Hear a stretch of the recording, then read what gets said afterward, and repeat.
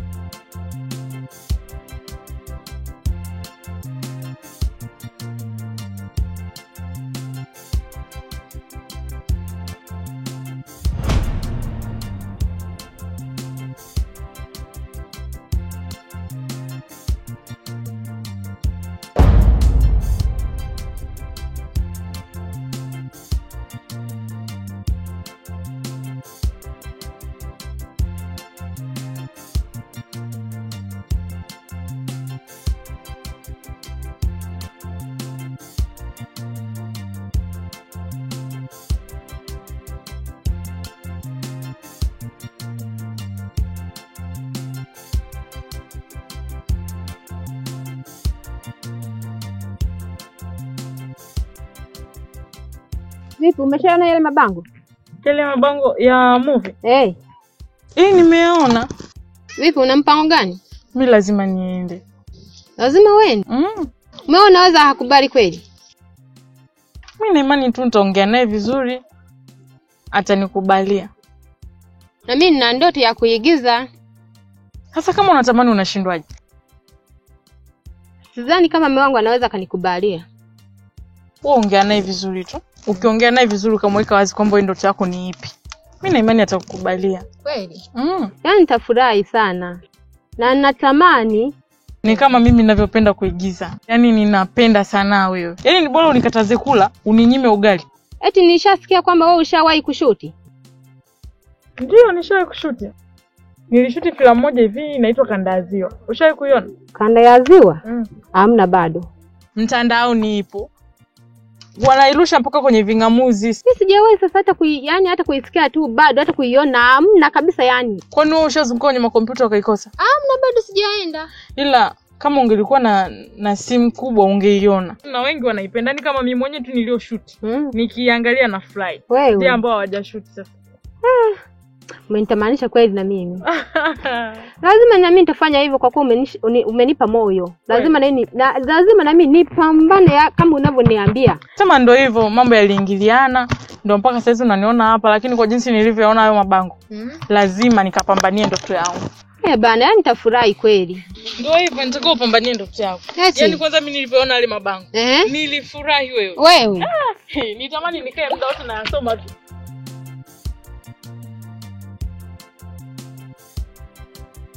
Mume wangu. Mke wangu. Naomba basi uniruhusu niende kuigiza. Hivi unafahamu kwamba kakako ili jambo analipinga sana?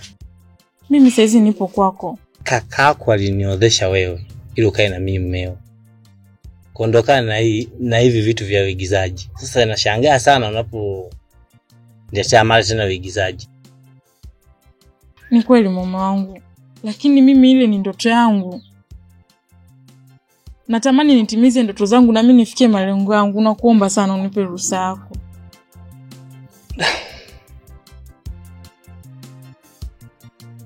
Bila shaka ushawahi kutoa movie moja toka Kanda ya Ziwa ya Kisukuma kwenu.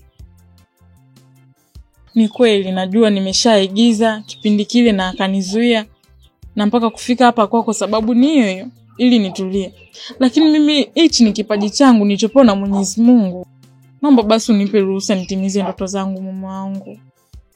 Mimi naweza kukuruhusu, lakini kakako hajakifahamu. Unajua kwamba ni matatizo makubwa. Mimi nikuondoe wasiwasi. Kuhusu kaka wewe achana nalo. Kama hata kumtoroka mimi nipo tayari nitoroke tu nijifiche kikubwa nifanye sana yangu. Yeye hata kama akija kujua mimi nimeshafika huko mbali na sidhani kama ataweza kunizuia. Ila tu sasa hivi mimi nipo mikononi mwako. Wewe ndio unayenimiliki. Sio kaka yangu tena. Usijali. Nitakuruhusu. Nakupenda sana mume wangu. Hata mimi pia nakupenda sana. Katika hili nimeamini kweli unanipenda. Eti. Basi sawa. Mume wangu. Naam mke wangu. Katika picha zangu nimeona mabango yameandikwa yanahitaji wasanii waigizaji wa movie. Kwa hiyo Kwa mume wangu nilikuwa naomba na mimi niende nikaigize. Basi mke wangu, kwa upande wangu naona hakuna tatizo. Nadhani tu labda tatizo linaweza likawa kwa wazazi wako. Wazazi wangu wamekuwaje mume wangu? Unajua wewe mke wangu, umelea katika mazingira mazuri sana. Pia familia yako haihitaji kuona unafanya vitu hivi vya mzaa mke wangu. Kuhusu wazazi wangu usio na wasiwasi nao. Na kumbuke sanaa inafundisha jamii. Na wazazi wangu hawatakuwa na shida juu ya hili. Basi hakuna shida mke wangu, mimi nimekuruhusu uende ukaigize. Na kama itatokea kutokuwa na shida yoyote juu ya wazazi wako, mke wangu naomba usinihusishe hata kidogo. Sawa mume wangu. Lakini mke wangu, kuna kitu nataka nikuombe. Kitu gani mume wangu? Kama utojali, twende tukaigize wote kwa sababu na mimi pia nilikuwa na ndoto kama za kwako. Kuhusu mume wangu nitafurahi sana na mimi natamani yani tuwe wote kule. Eti Yani tena sana mume wangu. Naona mambo yetu yataenda sawa. basi sawa mke wangu, umefurahi? Nimefurahi sana mume wangu. Eti Yani sana. Bwana shemeji. Naam shemeji. Habari za hapa? Salama kabisa, karibu shemeji. Mimi nishakaribia. Mdogo wangu yupo? Mdogo katoka, atakuwa ameelekea kisimani. Bwana shemeji, mimi kilichonileta hapa ni kitu kimoja tu. Kuna mabango yamebandikwa yanatafuta waigizaji wa movie. Kwa ninavyomfahamu mdogo wangu, ni lazima tu atakuja kuomba akajiunge kwenye uigizaji wa movie. Usimruhusu kabisa bwana shemeji, maana mimi namfahamu mdogo wangu. Kabla ya hapo alishagawahi kuigiza kwenye movie fulani ya kanda ya Ziwa, lakini hakuna chochote alichoambulia. Baada yake aliambulia uhuni tu. Na nikaamua ili aachane na hayo mambo ya usanii, nikaamua nije nikuozeshe wewe bwana shemeji. Sasa najua tu kwa mahaba yake na usanii lazima tu atakuja kuomba. Umeona? Cha kufanya akija kuomba umkataze, usimkubalie. Sawa shemeji, mimi nimekuelewa. Mimi akija nitajaribu kukaa naye. Basi usiniangushe, maana mimi nakuaminia sana. Nilikuozesha mdogo wangu ili mdogo wangu aachane na mambo ya usanii. Utakapomruhusu utakuwa umepunguza imani yangu kwako. Mimi naondoka, mimi nilikuwa na hilo tu. Usijali kuhusu hilo. Basi bwana shemeji, mimi sina mengi. Mimi naondoka, akija mdogo wangu utamsalimia, utamwambia umekuja brother yako hapa. Wasanii wi. Wi. Tuko hapa kwa sababu tumeona matangazo yaliyobandikwa kwenye kijiji chetu. Ndio. Ndio. Ndugu zangu, niko hapa kwa ajili ya kuweza kutengeneza kazi ya sanaa. Kabla sijaendelea, ningependa tuweze kujitambulisha kwanza mmoja mmoja, tuweze kufahamiana nani ni nani. Sawa sawa? Ndio. Kwa majina yangu mimi naitwa Dickson Bundara Deresu. Ni mkazi wa hapa Kanyama. Bila shaka wote mnanifahamu vizuri. Ndio. Si ndio? Ndio. Basi naomba tutambulishane moja moja. Kwa majina naitwa Nyamboga Musa, mimi ni mwenyeji wa hapa Kanyama. Naitwa Madaru Marco Rusuro, mkazi wa hapa Kanyama. Kwa majina naitwa Jaira Baraka, ni mkazi wa hapa Kanyama. Kwa jina naitwa Noela Petro, ni mkazi wa hapa Kanyama. Kwa jina naitwa Mandagu Abdalla, ni mkazi wa hapa Kanyama. Kwa jina naitwa Senza Kaloli, ni mkazi wa hapa Kanyama. Kwa jina naitwa Ndoro Majaliwa, ni mkazi wa hapa Kanyama. Kwa jina naitwa Kasumo Majaliwa, ni mkazi wa hapa Kanyama. Kwa jina naitwa Miayo Ali Hassan Miayo, ni mkazi wa hapa Kanyama.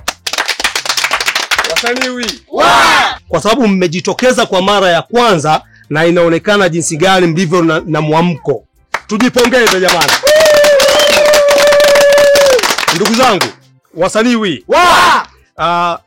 mimi hapa nitakuwa mwalimu, lakini pia ndiye nitakuwa msimamizi wa mazoezi yote tutakayokuwa tunayafanya. Sana mwalimu. Asante sana. Mazoezi yetu tutakuwa tunayafanya mara 2 kwa wiki. Tutafanya Alhamisi pamoja na Ijumaa, ambao tutakuwa tunaanza mazoezi saa 9, tutamaliza saa 11:30 ili tuwahi kwenda majumbani kwetu tukaendelea na shughuli zingine. Sawa sawa? Ndio. Hivyo basi, kama msanii kuna misingi ya msanii bora. Na hii misingi ni lazima kila mmoja awe nayo. Kama tunahitaji kuwa wasanii bora, msingi wa kwanza ni lazima msanii uwe na discipline, uwe na nidhamu. Popote unapoenda kama msanii, huwezi kufanikiwa kama huna nidhamu. Nilisema misingi 5, si ndio? Ndio. Kuna A, B, C, D na E. Si ndio? Ndio. Nikizungumzia A na maanisha appearance. Kama msanii lazima uwe na muonekano mzuri. Lakini nikisemea B nasemea body structure, mjengeko wa mwili. Sawa sawa? Ndio.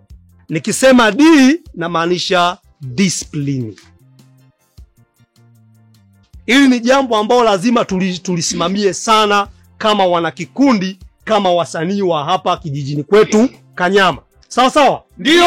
Nikisemea C na maanisha civilization. C nini? Civilization. Vizuri sana. Ukiambiwa kucheza mwehu, utacheza. Ukiambiwa ucheze pasta, utacheza. Ukiambiwa ucheze daktari, utacheza. Bila kujali wewe ni mtu una umri gani. Si tumeelewana? Ndio. Lakini education. Ninapozungumzia education, elimu, simaanishi elimu ya darasa la kwanza mpaka chuo kikuu.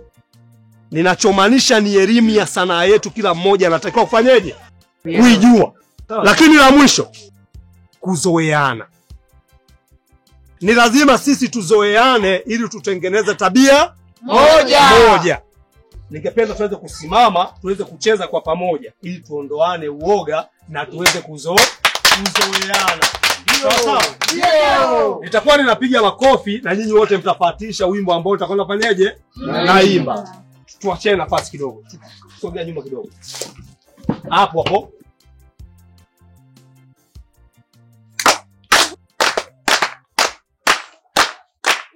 Katika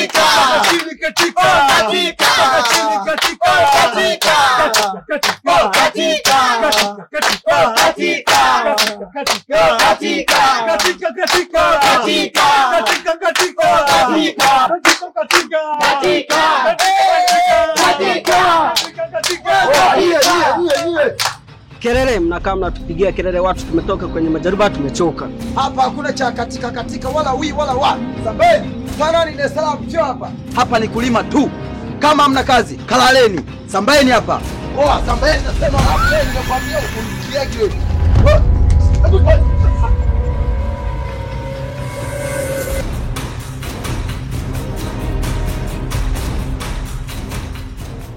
Dadangu. Beka.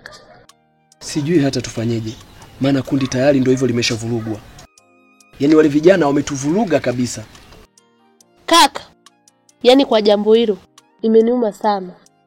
Kitu nitakachoenda kuwafanyia wale vijana utanilaumu. Labda nikwambie kitu mdogo wangu. Kwa sababu mimi nina nia na sanaa na wewe una nia na sanaa. Mimi nitamfuata mwalimu, nitazungumza naye. Basi hata sehemu yoyote nyingine tutaenda, tutaigiza. Kikubwa ndoto zetu zitimie mdogo wangu. Sasa kaka, tutapata wapi eneo lingine na wakati unaona wale vijana wameshakuja kutuharibia?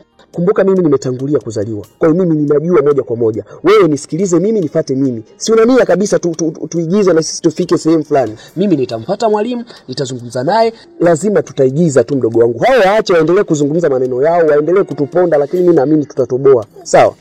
Sawa kakangu, nakupendaga hicho kwa sababu una mawazo mazuri sana. Sawa, hamna shida. Mimi acha niondoke. Sawa kaka. Ya, mimi jioni nitaleta taarifa tu hapa, sawa? Sawa. Tunafanyeje? Maana toka tumefukuzwa lile eneo tulipokuwa tunaigizia, bado hatujafanya mazoezi kabisa mwalimu wangu.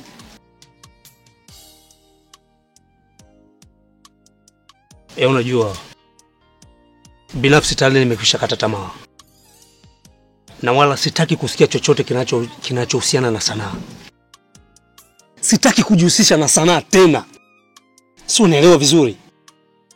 Mwalimu. Ni kweli. Kile kitendo kilichofanyika kinaumiza na kinakatisha tamaa. Lakini tambua kwamba mwalimu, sisi wanakijiji tuna nia. Hususan mimi na mdogo wangu. Mimi ninaamini mwalimu, penye nia pana njia. Hivyo nilikuwa ninaomba kwa ajili ya mdogo wangu na wasanii wenzangu ambao tayari tumeshakutanika kwa ajili ya kufanya sanaa. Mimi nilikuwa naomba tufanye sanaa sehemu nyingine tofauti na ile eneo tulilofukuzwa mwalimu. Lakini kama utakataa, maana yake utakuwa umezimisha ndoto za wengi mwalimu.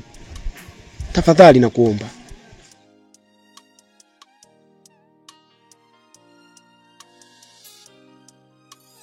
Sawa. Unadhani tu kwamba tutafanya nini? Wakati unajua wazi kwamba kwenye lile eneo tayari tumekwisha fukuzwa. Sawa, mwalimu, unajua mimi nimekuja hapa tayari nilikuwa na wazo. Hiki kijiji kina maeneo mengi. Na eneo sio lile tu mwalimu. Mimi nilikuwa ninaona kuna sehemu ya chini kidogo pale tunaweza tukasogea tukafanya mazoezi mwalimu, tukaendelea. Basi kama hivyo hakuna shaka tutawasiliana. Nafurahi sana mwalimu. Na nafikiri nikiwapa taarifa wana kikundi wenzangu watafurahishwa sana na hili. Na hususan mdogo wangu wakati namuaga nilipomwambia kwamba anakuja kwako, binafsi alikuwa tayari amekwisha kujikatia tamaa kabisa. Alijua umekata tamaa kabisa. Kwa hiyo nikimfikishia hizi taarifa, mimi naamini atafurahi sana mwalimu. Basi sawa, ondoa shaka. Mwambie mimi nipo. Tutajua cha kufanya baadaye. Tutawasiliana. Basi sawa. Nafikiri tutawasiliana. Haina shaka, mimi nipo. Kama mkinihitaji mtanipata. Sawa sawa mwalimu. Sawa. Utakuja kunilaumu. Mimi nimesha kukataza kufanya ujinga wako unaoendelea nao. Unakumbuka nishawahi kuwafanyia vurugu mlipokuwa mnafanya mazoezi na wajinga wenzako kule? Inaonekana unisikilizi na unielewi. Sasa utakuja kunifunga. Kitu ambacho nitakuja kukifanya, awe baba, awe mama, hata mtu yeyote hapa kijijini hataweza kunizuia. Wewe endelea na wewe ujinga wako. Maana unisikilizi. Hivi kwa nini mdogo wangu unakuwa mbishi? Kwa nini unisikilizi? Yaani mimi nakwambia kitu unisikilizi. Mimi nimekabidhiwa wewe. Ukiharibikiwa wewe, mimi ndo wa kulaumiwa. Leo hii mimi nakwambia kitu unisikilizi.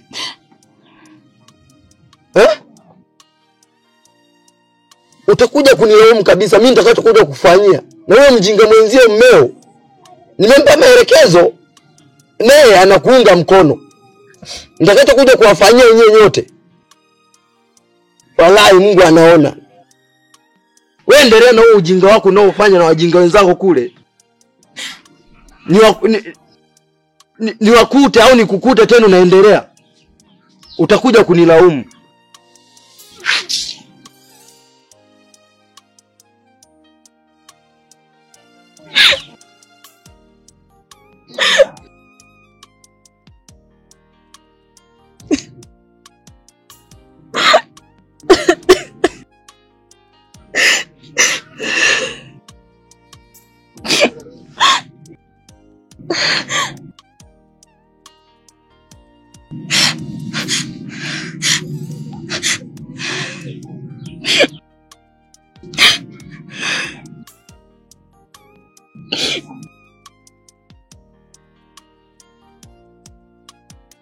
Jamangu, sikia nikwambie kitu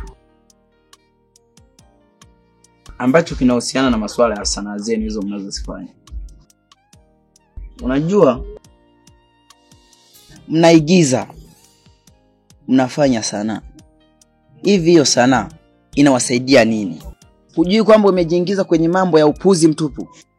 Unafanya sanaa we mwenyewe na mke wako sanaa. Asa hivi ni masika, watu tunaamka tunaenda mashambani, wewe unaenda kuigiza. Hivi hujui kwamba unahatarisha maisha yako ya baadaye? Hata mke wako anaweza karibuni watu wengine hapa kijijini, hata wasichana wake za watu. Kwanza kuigiza hakuna kitu jamaangu, mimi nakushauri. Sisi ni watu wazima, tunaangalia kwenye mavideo, mtu unakuta hata sio mke wake sio mume wake, lakini wanashikana, wanabusiana, wanakumbatiana. Hivi wanaelimisha jamii au ni upuzi mtupu? Fikiria maisha yako ndugu yangu, mimi nakushauri. Na wewe unaruhusu mke wako akashikwe namna hiyo, akakumbatiana na jamaa mwingine huko, si ndio hivyo? Ndugu yangu, umeongea vitu vingi sana kuhusiana na sanaa. Unaishtumu sana sanaa kuwa ndo chanzo cha utovu wa nidhamu. Ndugu yangu, mimi nakukataza. Hivi kwa nini nyinyi mnapenda sana kuilaumu sanaa? Sanaa ni kazi kama kazi nyingine, na sanaa ni maisha yangu mimi. Kwa hiyo cha kukuomba, kama kweli wewe unaamini vitu unavyofanya ni vitu vizuri, basi na mimi niamini kazi unayoifanya ni nzuri kuliko kazi unayoifanya wewe. Kwa nini mimi sitakufuata hapa nyumbani kwako nikakushauri, nikaje labda nikakushauri kwamba achana na kazi ya kulima au achana kazi yoyote pale yoyote hapa kijijini?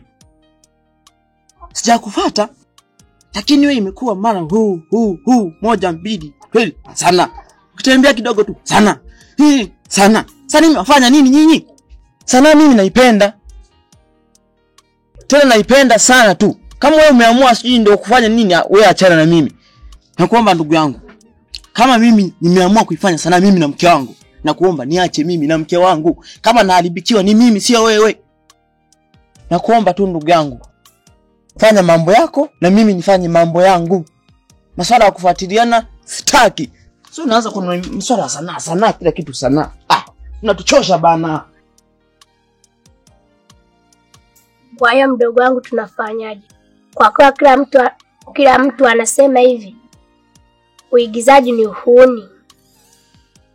Dada, usikaliwe maneno ya watu. Kama uigizaji ni uhuni, mbona shuleni tunafaulu?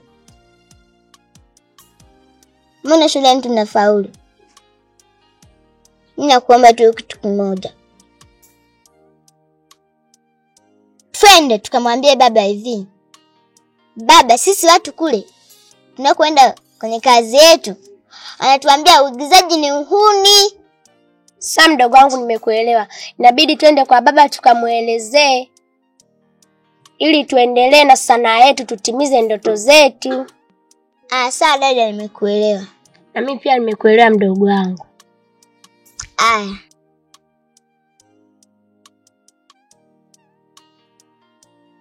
Unajua bwana, mimi nataka nikamchumbie mdogo wake Ndoro. Mdogo wake Ndoro? Hapana rafiki yangu. Kwa nini? Kwa sababu tabia zenu haziendani kabisa. Yaani ni sawa na mbingu na ardhi. Rafiki yangu sikia nikwambie. Katika vitu vyote katika maisha usije ukakosea kuoa. Ni mara 100 ukakosea njia, utauliza watu watakuelekeza.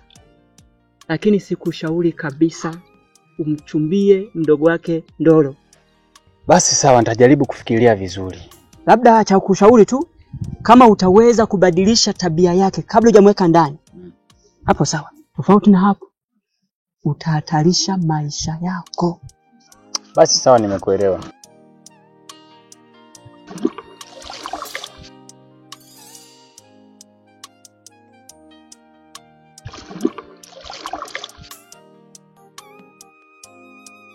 Baba, sasa tunafanyaje?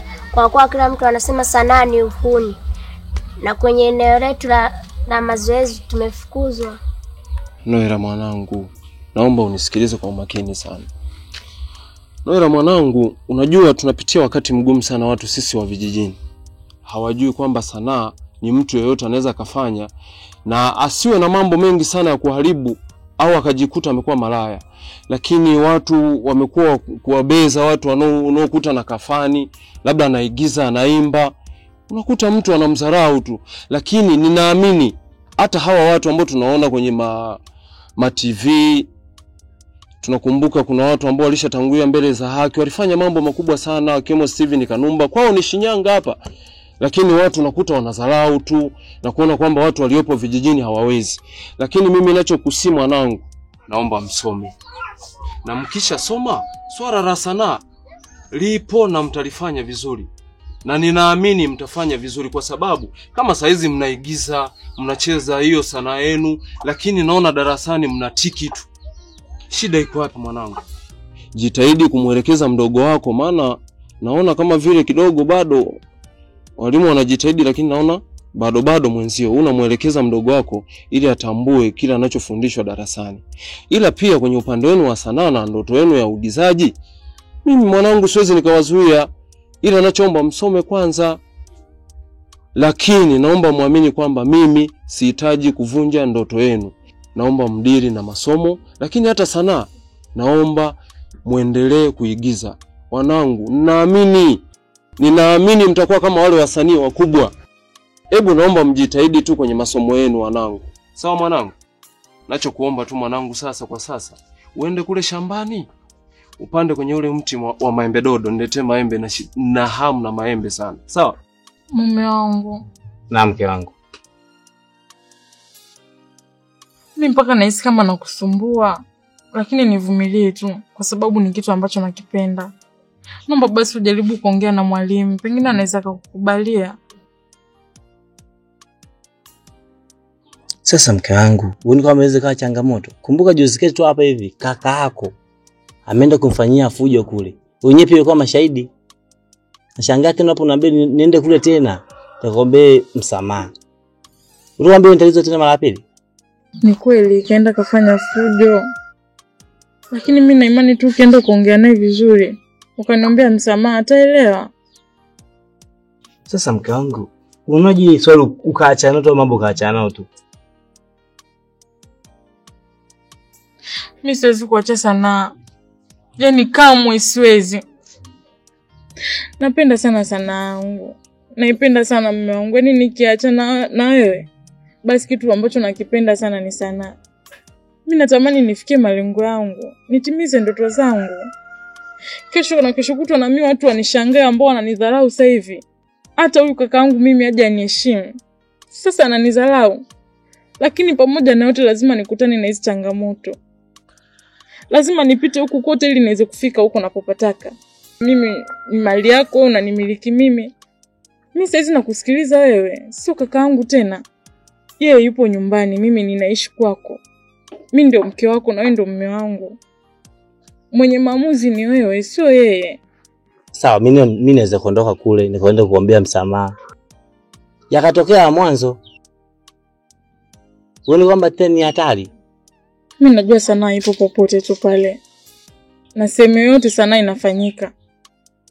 Mimi nadhani hata kama ukiongea naye, pengine tunaweza tukatafuta eneo jingine tukafanya mazoezi ili kipaji changu kisife. Natamani na mimi nifike mbali, niwe kama wengine. Sasa kwa nini mimi tu kipaji changu ndo watu wengi mume wangu, nakuomba basi, nakuomba mume wangu. Kajaribu tu kuongea naye, mimi na imani atakuelewa. Wewe Masanja, Marco na wewe Asi, mmeniona mimi hapa kijijini malaya sana, si ndio? Paka mje mtongoze mimi. Wote nyinyi mnatongoza mimi.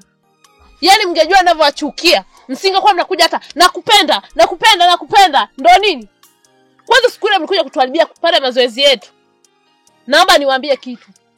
Hivi mnafahamu nataka kufifisha ndoto za watu wangapi? Waachani watu wao huru na kufanya mambo yao. Kila mtu anafanya kitu chake anachokipenda.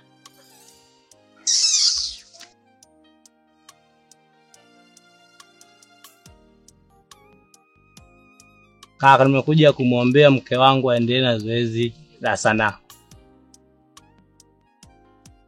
Lakini mke wako si ndio huyo ambaye kaka yake hataki aendelee na Sanaa? Ni kweli. Sasa mimi nampokeaje tena kwenye kundi langu? Ni sawa, lakini nataka unisikilize mimi kwa sababu yeye ni mke wangu mimi. Ngoja nikwambie kitu kimoja. Katika hiki kijiji mimi natamani niendelee kuishi kwa amani kabisa. Wala nisionekane kuwa kikwazo kwenye familia ya mtu yoyote yule. Sanaa mimi ninaifanya kwa sababu naipenda. Alafu leo unakuja kuniambia kwamba mimi nimpokee mke wako nimlete kwenye kundi langu. Hauoni kwamba atakuja kusababisha na kundi langu likavurugika kabisa kwa sababu ya huyo kakake mjinga? Ni kweli, lakini kaka, yeye ana ndoto. Na kile itwapo leo, niomba. Na kuomba sana. Unajua jambo hilo unachukulia kwa wepesi sana. Lakini mimi najua, nimetembea sehemu tofauti, nimekutana na changamoto nyingi zaidi hata ya hili. Kama nitasubutu tu kumchukua huyu mke wako na kumweka kundini, hivi unahisi kuna nini kitatokea? Sasa kaka, kumbuka kitu kimoja. Kila kitu kina changamoto. Na hiyo ni changamoto. Unabudi kuikabili. Mke wako unamfahamu vizuri. Uwezo wake mimi naufahamu. Sawa, nimemruhusu. Na nitamruhusu endelee kuigiza. Asante sana kaka.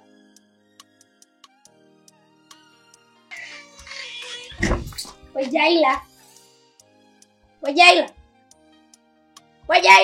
Abe. Jaila mdogo wangu. Abe. Mimi naenda shule, sawa? Uoshe vyombo. Udeki ndani na ufagie uwanja, umesikia? Ninakusikia.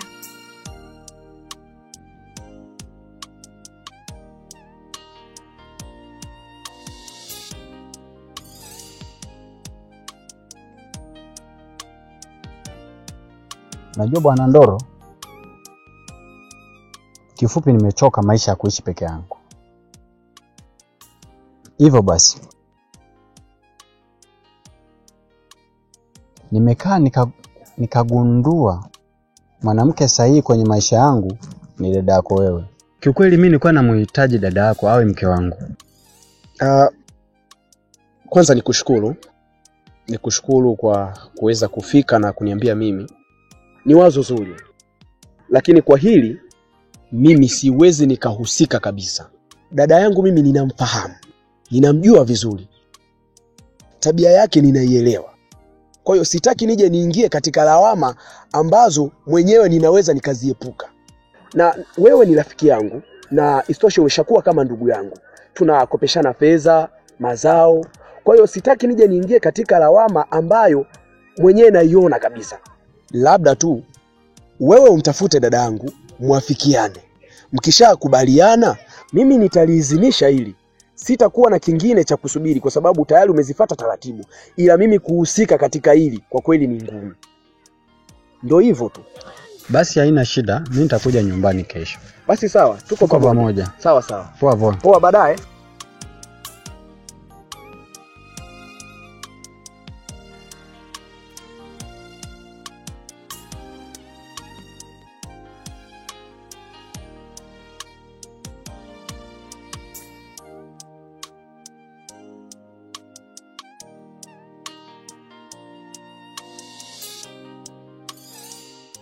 Jaila.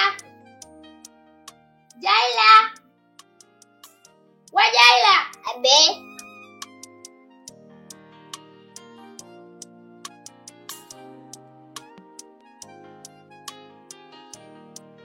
Nilikwambia ufanye kazi gani?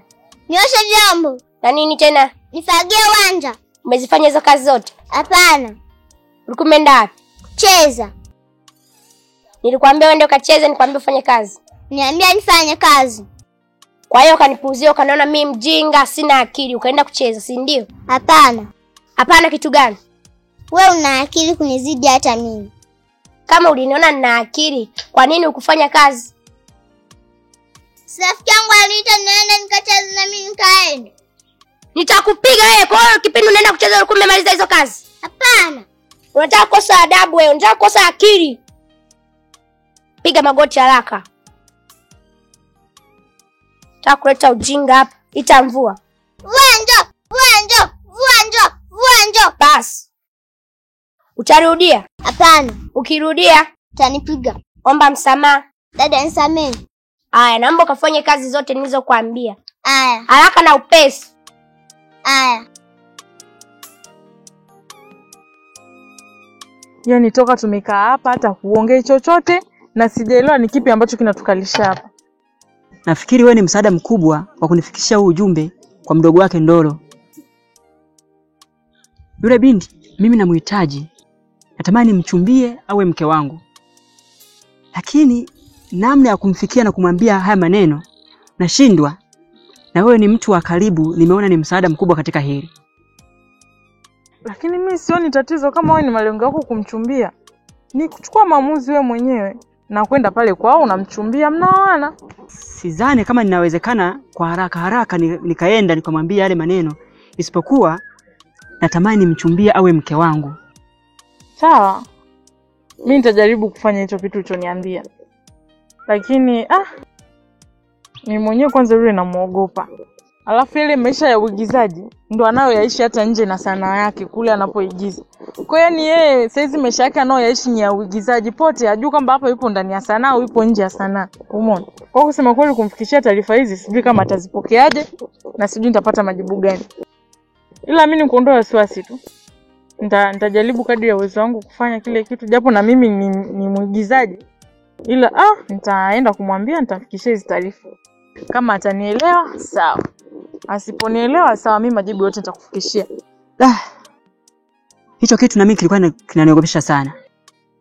Na nilikuwa nafikiria au ninaona kwamba nitapata aibu pale atakaponikataa.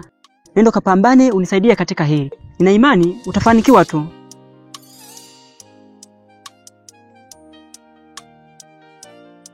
Kasumu mdogo wangu. Unajua mimi ninapata wakati mgumu. Na wengi wanasema maneno mengi sana kuhusiana na wewe. Wanasema wewe ni binti mdogo ambaye unastahili kukaa nyumbani, unaona? Na mimi nahisi katika wale wanaoyazungumza hayo maneno, mmoja kati yao ni mtu ambaye anakuhitaji wewe. Na hataki uendelee kufanya sanaa. Mimi nilikuwa ninaona mdogo wangu, kwa nini usiache sanaa? Angalau kaniacha tu mimi kaka yako nikaendelea, wewe ukatulia nyumbani. Kaka, kama kuna mwanaume ananihitaji, maana yake anzia pende kazi yangu. Kwa sababu sanaa ndo mume wangu wa kwanza. Yeye anakuja kuwa mume wangu wa pili. Kwa hiyo kama atahitaji kuwa matala, sawa? Sawa, nimekuelewa mdogo wangu. Lakini pia mimi hapa sina usemi sana. Na kama kweli unaipenda sanaa, basi tufanye sanaa, na nikuombe tu labda mdogo wangu kwamba ujaribu kuwa mtulivu katika sanaa. Najua utakapokuwa ni mtu ambaye hutulii maneno mengi, watu katika jamii inayotuzunguka watazidi kusema maneno mengi sana juu yetu. Sijui kama unanielewa mdogo wangu. Sawa kaka, nimeshakuelewa. Mandago, naam. Acha kwanza mimi nikuombe tu usiweze kukata tamaa katika hili au katika mazoezi ambayo tulikuwa tunayafanya. Tunajua wazi kwamba eneo ambalo tulikuwa tuna plani kuanza kufanyia mazoezi tumekwisha kuuza. Lakini kwa kuwa tayari tumekwisha anza, hakuna kitu kitakachoharibika. Mimi nitajua sehemu gani ambapo tutaiandaa kwa ajili ya kuanza kufanyia mazoezi. Kwa sababu unajua hata kama tutakosa kabisa sehemu ya kufanyia mazoezi, hata nyumbani kwangu tutafanya mazoezi na kitaeleweka. Mimi ninajua wazi kwamba kuna changamoto nyingi ambazo zitaendelea kuja. Unajua asilimia kubwa ya watu wengi, hasa sisi kama wasanii ambao tunaoanza, inaonekana kama vile tunaupoteza muda. Lakini kweli tunavyoanza hatupotezi muda, ila tunawekeza.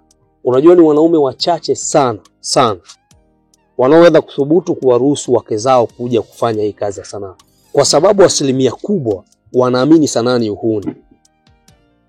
Lakini sanaa sio uhuni. Sanaa ni kazi kama kazi zingine. Ndio maana leo tunaona kuna wachezaji wa mpira, kuna waimbaji bongo flavor, kuna wafinyanzi, wote ni wasanii. Lakini pata tukiachana na hawa, si kuna watu wanaimba kwaya. Mle ndani hakuna malaya. Wamo, lakini si hapa nje kuna watu ambao hawafanyi sanaa yoyote ile. Kwani hakuna malaya? Wengi zaidi. Kuna watu mimi naamini kwamba ni wahuni, lakini sio wasanii. Ila uhuni ni hulka ya mtu mmoja na tabia zake. Japo sasa kwa sababu tu huenda kuna baadhi, kwa sababu tunachokifanya sisi tunajaribu kuelimisha kitu kupitia mavazi ya mwanamke muhuni, basi ndo tunavishwa sisi kwa kama vile wahuni. Lakini sio uhuni, ni kazi. Ndio maana leo wao wanakaa kwenye TV wanamsifia labda tuseme Diamond, wanamsifia Helen Wolper. Kwa nini? Kwa sababu anaifanya kazi ya sanaa. Kazi yetu kubwa sisi ni kuelimisha jamii kupitia sanaa yetu tunaifanya. Kwa hiyo mimi niwaombe tu hata wewe pamoja na mke wako na wasanii wengine ambao wamejitokeza kuja kushirikiana pamoja na sisi, msikate tamaa. Sawa. Ninajua kwamba kuna baadhi ya watu wanajaribu kupita kwa msanii mmoja kuweza kumkatisha tamaa. Ndio. Hilo lipo. Kwa sababu bana imefika sehemu watu wazima kabisa wapo kwenye mafamilia zao kule. Wamenifuata mimi na kunieleza maneno yenye uchungu kwa ndani yake. Kwamba etio umemruhusu mkeo kwenda kuigiza. Hakika hutotoa mtu mle. Yule mtu atakuwa kahaba, atakuwa danguro kwa sababu ya kumruhusu kwenda kuigiza. Lakini mimi kama mimi ndugu yangu, napenda sana mke wangu awe msanii kwa sababu mimi pia ni msanii. Ndugu wangu. Naam. Sanaa ni kazi, lakini pia sanaa ni ajira. Najua kabisa wazi kwamba sasa hivi tunafanya sanaa haijaanza kukulipa. Ila lazima uwekeze muda wako wa ziada ili baadaye ije kuzalie matunda. Unajua hawa wasanii ambao tunaowaona, hakuna msanii tu aliyetokea kuwa mkubwa. Kila mmoja ameanzia chini akapanda juu. Ndio iko hivyo. Yaani ni lazima upambane huku chini ili uweze kufikia malengo yako. Kwa hiyo tusije tu tukamuona mtu tunamsifia moja kwa moja kwamba fulani mbona yuko na mafanikio, alianzia huku chini. Huku ndo chini ambako tunakotengeneza msingi wa huyu msanii wanaomsifia leo. Mimi nakuelewa sana. Kuelewa sana. Na ninatamani utufikishe pale unapohitaji kutufikisha. Mimi na mke wangu na kuahidi hatutoiacha sanaa na nipo tayari kukabiliana na changamoto zozote zile. Lakini tu pia mimi nikuambia kitu kimoja. Hata wasanii ambao mnaoona kwenye TV ni wasanii wanaotoka humu kwetu, kwenye mikoani kwetu huku. Unajua kuna baadhi ya watu wamekalili vibaya. Kama yule kijana aliyekuwa anazungumza pale kwamba huko kijijini kazi yao kubwa ni kulima, sanaa ni Dar es Salaam. Sio kweli. Yaani kiukweli wale wasanii waliopo Dar es Salaam nao wametoka huku tuliko sisi. Ni wa mikoani. Ila wameenda Dar es Salaam kwa sababu maisha yao wanaendeshia asilimia kubwa kwa Dar es Salaam. Na wameenda Dar es Salaam kwa sababu wamefuata mafanikio. Kuna kazi za matangazo na zingine nyingi. Ndio kitu kinachowafanya wao wasogee karibu na masoko yalipo kule Dar es Salaam. Lakini ukiangalia wametokea wapi? Wametokea kwetu. Ndio. Sasa kwa nini wao wamefanikiwa na sisi tushindwe kufanikiwa? Asije akatokea mtu yeyote akawakatisha tamaa kuambia sanaa haifaniki huku mikoani. Sanaa inafanyika mikoani. Dar es Salaam tunafuata mafanikio tu.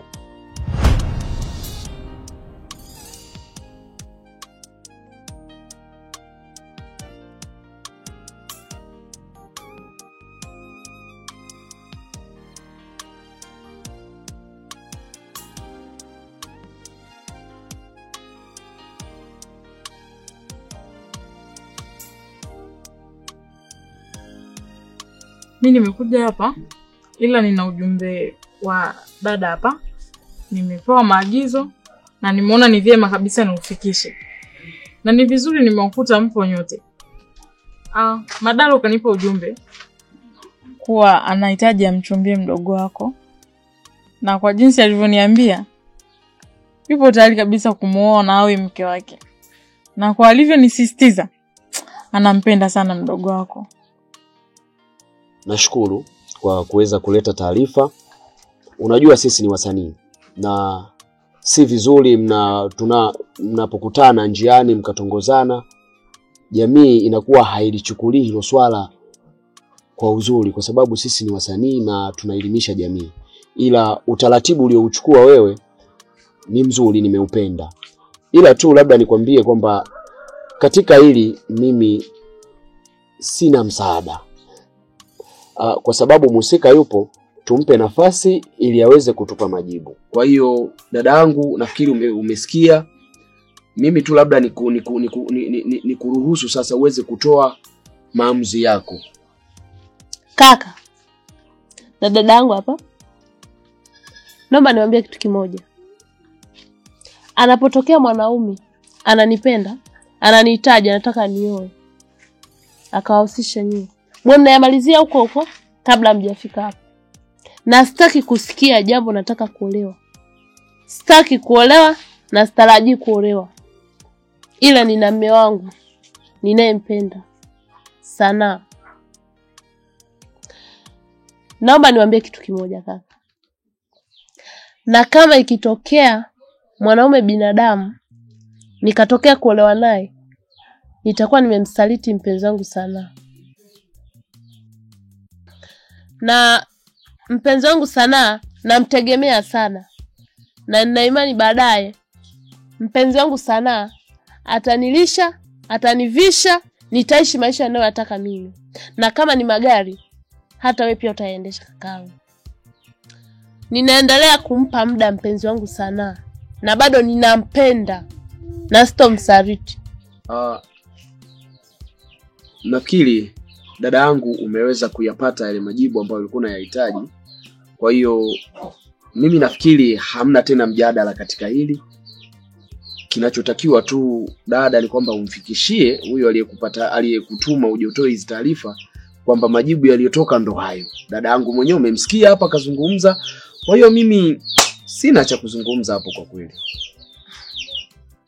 Majibu nimeyapata na nitarudisha kwa aliyeniagiza. Mjumbe hauawe. Ya, ni kweli, ni kweli. Mimi ngoja niwaache basi. Sawa, hamna shida. Karibu tupo. Asante. Tutakutana baadaye mazoezini. Muda mfupi uliopita nilikuwa naye mwalimu. Kiukweli ameniambia vitu vingi vizuri kuhusiana na sanaa. Kaniasa kuwa nije nikusisitize wewe usije ukakata tamaa au kukatishwa tamaa. Cha kuomba mke wangu, usisikilize maneno ya watu uko mtaani. Usipende sana kukaa na vikundi ambavyo vitakuja kukufanya uichukie sana. Na mwalimu amesema ataendelea kutufanyisha mazoezi. Ataendelea kutufanyisha mazoezi? Ndiyo. Asa mume wangu, mazoezi tutafanyia wapi? Wakati pale si tulishafukuzwa. Mazoezi tutafanyia nyumbani kwake. Kumbe. Mke wangu. Lakini pia mke wangu, mwalimu amesema kuwa hata wale wasanii tunaoona kwenye TV ni wasanii waliotoka kwenye hii mikoa yetu, kwenye vijiji vyetu hivi. Kumbe Mungu, na sisi tukifanya juhudi tunaweza kufikia kama kiwango chao. Ndio mke wangu. Ndio maana mke wangu nakwambia hivi, basi na wewe uipambanie sana kama ninavyoipenda mimi. Asante sana mume wangu kwa kuniletea taarifa kama hizi. Nashukuru mke wangu. Kwa kweli kakaangu Madaru, swala lako kuhusu yule binti limeshindikana. Kwa nini? Yaani kwa kweli yule binti hawezi kukubali kuolewa. Kwa sababu hata nilipomfikishia taarifa, alikuwa yeye pamoja na kaka yake. Anasema yeye mume wake anayempenda, anayemheshimu, anayemthamini ni Sanaa. na hayupo tayari kuwa na mwanaume mwingine yoyote, ila huyo mume wake Sanaa ndio yupo tayari kuwa naye. Sasa hapo sidhani. Dadangu, mimi nakuamini sana katika hili. Hadi kufikia hatua ya kukuagiza, niliamini kabisa mambo yataisha vizuri. Sasa tunafanyaje? Na mimi natamani ndoto yangu itimie kupitia wewe mwanamke. Na kusema kweli kakangu, mtu akipenda kitu kumzuia ni vigumu sana. Na mpaka hapo na mimi pia ni mwigizaji, lakini yeye amenizidi mbali sana. Japokuwa na kunizidi, amenifundisha kitu kimoja. Unapokipenda kitu, unaweza kufikia malengo yako. Kwa kweli kakangu, kuhusiana na hili jambo, mimi nikushauri tu achane nalo. Yaani kwa sababu hata kama ungelienda wewe, sidhani kama anaweza kukubali kwa jinsi alivyokuwa na msimamo yule. Yaani hapo wewe cha msingi na cha sekondari, tafuta mwanamke mwingine uoe. Kusema kweli mimi sijui tena kuniambia nikupe msaada wa kukusaidia. Mpaka hapo sasa hivi sina msaada wa kukusaidia. Msaada wangu umeishia hapo. Sina chochote tena cha kukusaidia kweli. Wasanii wi kwanza kabisa tuko hapa kuendeleza kila ambacho sisi tulipanga kukiendeleza, na watu wengine wakataka kuzuia tusikifanye. Mimi nataka kuwaaminisheni kitu kimoja. Hakuna binadamu yeyote aliyepo chini ya jua anayeweza kuzuia ndoto za mtu. Kitu ambacho mimi nachotaka tu kuambia, lazima tufanye kazi kwa kujitoa, kama jinsi ambavyo sisi wote tunajitoa hapa. Binafsi mimi mnanifurahisha sana. Hii sanaa ambayo sisi tunaoishi au sanaa tunaoifanya ni sawasawa na maisha ya kila siku ambayo watu wanaishi kwenye jamii zetu ambazo sisi zimetuzunguka. Kwa hiyo kile kitu ambacho tunachokifanya si ni hadithi? Ndio. Na hadithi si ni maisha ya watu? Ndio. Na wanaoyafanya si ni binadamu wa kawaida? Ndio. Lakini sisi tunayafanya ili mradi kuweza kufikisha ujumbe ama elimu tuliyokuwa tumeikusudia katika jamii kwa ujumla. Kwa mfano tu, ukiwa unapita kule ukakutana na mama akiwa anamkanya mwanae, si ndio? Ndio. Lakini afu wewe mama ukaambiwa kwamba ukaigize kama yule mama alivyokuwa anamkanya mtoto wake, utashindwa?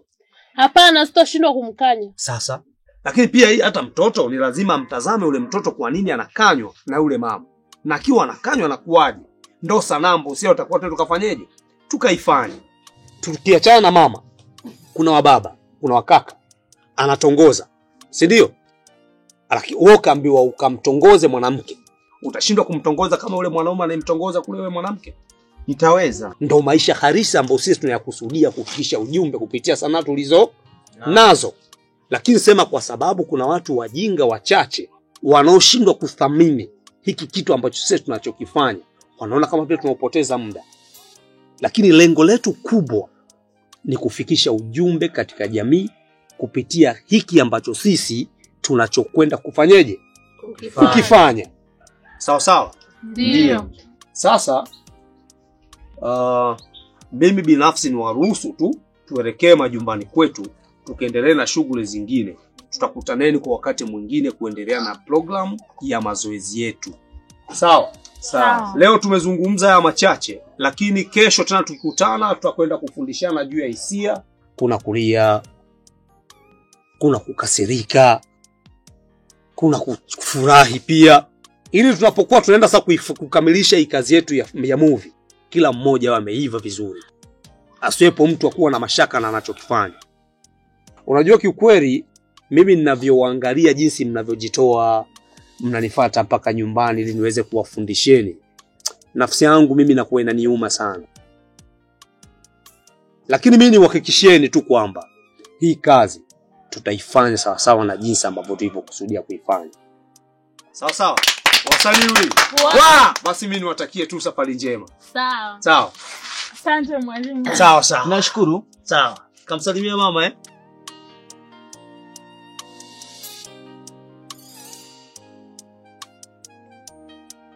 Washemeji? Naam shemeji. Habari sasa hivi? Salama tu. Vipi huko toka kwa mama jambo? Hajambo. Ndio. Bwana shemeji, afadhali tumekutana. Unakumbuka nishagawahi kukuambia kuhusu mdogo wangu asijihusishe na uigizaji wa movie? Ndio nakumbuka. Kwani shemeji kuna nini? Sasa leo katika pitapita zangu nimemkuta mdogo wangu katikati ya wanakikundi akiwa anafanya mazoezi. Wakati mimi nilikufikishia we taarifa ili akija kukuomba ruhusa ya kwenda kujiunga na kile mkatalie kata kwa sababu sikutaka ajihusishe na mambo yake ya usanii. Lakini cha maajabu nimemkuta akiwa anafanya mazoezi. Maana umemruhusu? Hapana shemeji, na nashangaa sana unaponaambia kwamba sijui umemkuta kule akigiza, sije kufanya mazoezi. Mimi mke wangu nimemwacha nyumbani na hajania kwamba hivi ataondoka kule. Nashangaa sana shemeji unaponaambia hivyo kwamba sijui umemkuta kule. Sijui chochote. Unajui kitu gani bwana shemeji? Mimi nilikusii kabisa. Akija kuomba usimruhusu. Cha maajabu umemruhusu aendelee kufanya huo ujinga wake niliokukataza. Unamaanisha unanipinga? Hapana shemeji, mimi sijamruhusu. Alafu shemeji, unaonaje dako tukimruhusu ukimruhusu akaendelea na usanii? Ulikwambia ni faida kwenu? Faida gani wewe? Alishawahi kuigiza. Hakuambulia kitu chochote. Badala yake aliambulia uhuni. Ndio tukaamua tuje tukuozeshe wewe ili atulie asiendelee na mambo yake ya usanii. Wewe unaniambia kwamba eti nimruhusu aendelee na usanii?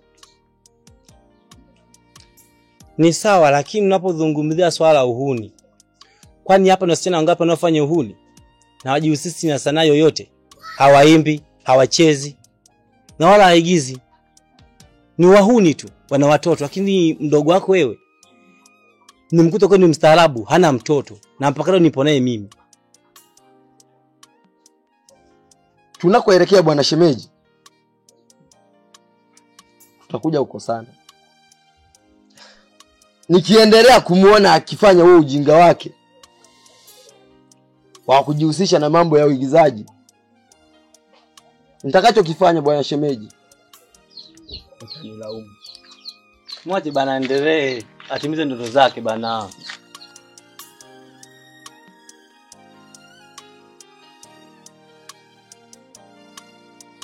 Mwalimu. Kaka kaniambia kwamba Kitimbo anakuja, ni kweli? Kitimbo anakuja, lakini yani sitaki hili jambo mtu yote alijue huko nje.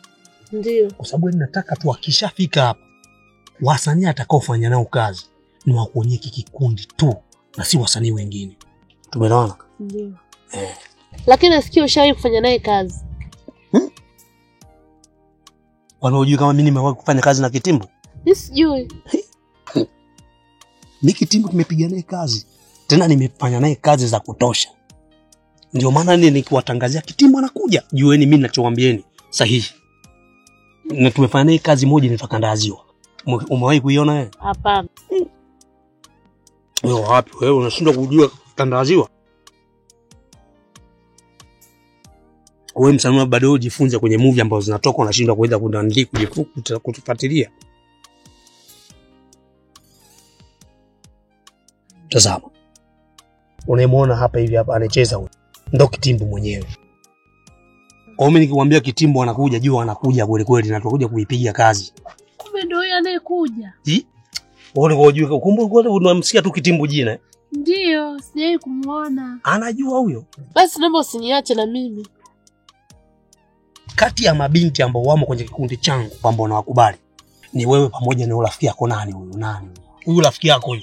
Kwenye movie yangu mnacheza main character. Main character? Ndio nini main character? Mnayeacha kuniangusha bana. Ina maana utakuniambia hujui maana main character? Ndio. Mhusika mkuu. Yaani kwenye hii movie siwezi kuacha. Kikubwa tu endeleeni ukamka wa kula. Naomba usituache, maana hii kazi ni nzuri, nimeipenda. Sasa hii kazi ni ndogo kwa sababu imekuwa ya muda mrefu. Inaokuja hapa, yani warai mimi nakuona kama vile tarusha kuwa star. Mimi nimeshakwambia, yani yeye kaeni mkao wa kula, kazi nakuja na tunapiga.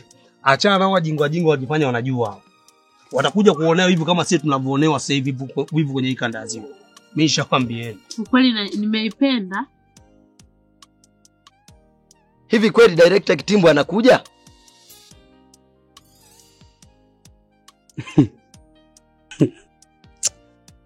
Hivi wewe na kuhusu nini? Haya kuhusu. Lakini mimi nimekuuliza tu. Nataka kujua kwani shida iko wapi sasa? Wewe si ndo alikuja kuleta fujo sehemu yetu ya mazoezi. Ni nani mwingine kama sio wewe? Kama ungelikuwa ni mstaarabu unakuja kwetu ungekuwa mstaarabu ungetaka kujua. Hebu ngoja nikuulize tu swali jepesi. Wewe ungekuwa unacheza mpira. Si ndio? Alafu akatokea mtu mwingine akaja kukuvurugia kile unachokitaka wewe. Ungejisikiaje? Tuachane na mpira. Ungekuwa unaimba, unachora. Au ni mfinyanzi. Alafu akatokea mtu akakuharibia. Ungejisikiaje? Nisikilize. Hivi unafahamu hata kufifisha ndoto za wasanii wangapi ambao wanataka kuishi kupitia hii sanaa? Unajua sanaa inapendwa na watu wangapi wewe? Inapendwa na watu wengi. Alafu mnakuja, mnaleta ubabe. Mnataka kujiona nyewe washujaa wa kijiji. Alafu leo unakuja kuniuliza Kitimbo anakuja. Ili weje? Unataka nini? Nisikilize. Mimi naifanya sanaa. Na sanaa ni maisha yangu na nitaendelea kuifanya. Sitoacha. Nyesi mnataka kujiona vidume? Sawa, endeleeni. Tutakuja kuona. Toka nyumbani kwangu. Toka nyumbani kwangu. Toka bana. Najiona mjanja kumbe mtu mwenyewe bonge la afara. Tena ngoja nikwambie, mara ya pili hapa nyumbani kwangu mimi sitaki kukuona. Na kama unataka kuja hapa, uje umebadilika. Sanaa mimi ni maisha yangu na nitaendelea kuifanya. Na hakuna mtu yote atakayeweza kunizuia. Pumbavu kweli wewe.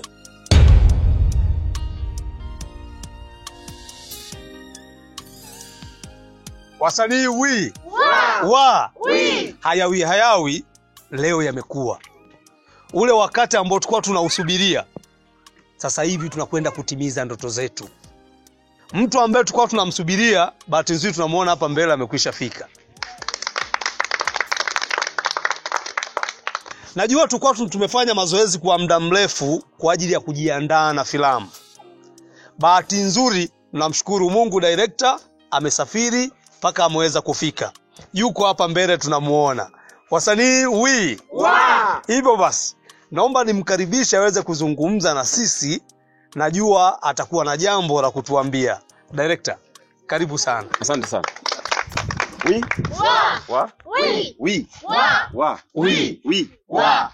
Kutoka nilipotoka Dar es Salaam mpaka kufika hapa ni masaa 18 kwa njia ya basi. Pole sana. Kwa hiyo sio safari ndogo. Hatimaye nimefika. Hapa naitwa wapi hapa? Hapa naitwa Kanyama. Kanyama. Hii Kanyama ni wilaya ya ipo ndani ya wilaya gani? Chato au? Kanyama iko ndani ya wilaya ya Chato, mkoa wa Geita. Wilaya ya Chato, mkoa wa Geita. Hapa Kanyama. Ndio. Jamani, hongereni sana kwa kukutana na nyinyi. Huyu bwana mkubwa wakati nawasiliana naye kutaka kuja kuifanya hii filamu yenu ya Timiza Ndoto. Timiza Ndoto. Hii title Timiza Ndoto ni title adimu sana, ambayo imenishawishi mimi kutoka nilipotoka na kuacha project nyingi. Nikasema nije kwanza huku ili niifanye hii movie, na baada ya hapo nitaendelea kwenye majukumu mengine sehemu nyingine. Nimekuja kwa ajili ya kutimiza ndoto. Ukiacha hayo, huyu bwana alinipa taarifa nyingi kuhusiana na baadhi ya watu kwenye hiki kijiji. Ameniambia mmebezwa sana, mmeonewa sana, mmenyanyaswa sana, na inaonekana kwamba sanaa ni kitu cha ajabu. Ndio. Si ndio? Ndio. Na baadhi ya watu walikuwa wanaamini mimi sitoweza kufika kwa ajili ya kuja kufanya hii filamu yenu ya Timiza Ndoto. Lakini nimekuja kwa ajili ya kutimiza ndoto. Hivyo tupo tayari kutimiza ndoto. Niwaambieni ndugu zangu, kaka zangu, dada zangu, pamoja na watu wazima wenzangu. Ni hivi, sanaa ni ajira. Tuiheshimu, tuipende na tuipe nafasi. Ipo siku yenyewe inaweza kutuongoza kwenye maisha yetu. Watu ambao wamefanikiwa katika sanaa, iwe ya maigizo, iwe ya kuimba, iwe ya kuchonga, kuchora na nyinginezo, walivumilia wakapata nafasi ya mafanikio. Ndio. Na sisi tuwe wavumilivu. Tunapoelekea kwenda kufanya filamu yetu ya Timiza Ndoto, tuwe na uhakika kabisa tunaenda kufikia malengo makubwa.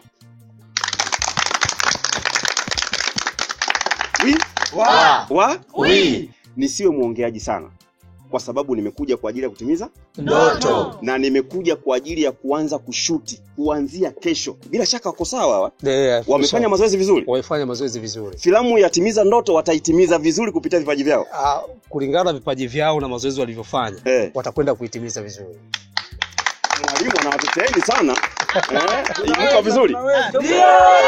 Tayari? Tunaweza kujaribu kufanya mazoezi kidogo? Ndio. Tutulie.